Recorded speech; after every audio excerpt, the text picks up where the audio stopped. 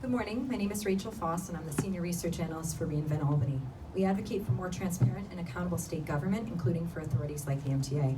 I'm here to speak to three issues. First, to ask the MTA to provide a detailed written description of the new role of agency presidents, given leadership and organizational changes. Second, to support the call for greater transparency of overtime related to MTA police.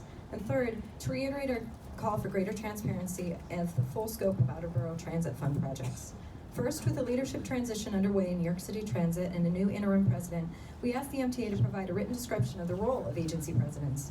Last July's transformation plan provided a blueprint as described by the board, but not final decisions regarding management and governance.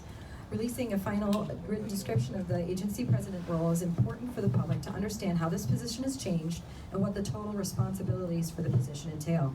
Second, we support Commissioner Bob Lynn's request for greater information about the use of overtime by MTA police.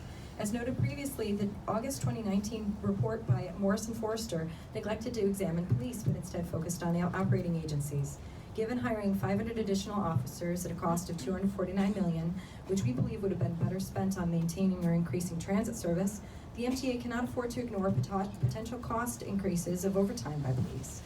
As noted in the MTA's 2020 budget variance report from the Finance Committee materials, a cost overrun of $500,000 was incurred in January for MTA HQ police overtime, in support of the fair evasion of quality of life mitigation efforts. The overtime decomposition report, however, did not even mention the cost of this overrun related to police. Overtime reports should be clearly delineated to show the amount of overtime used compared to the budget amount, broken out by agency and function, such as MTA police.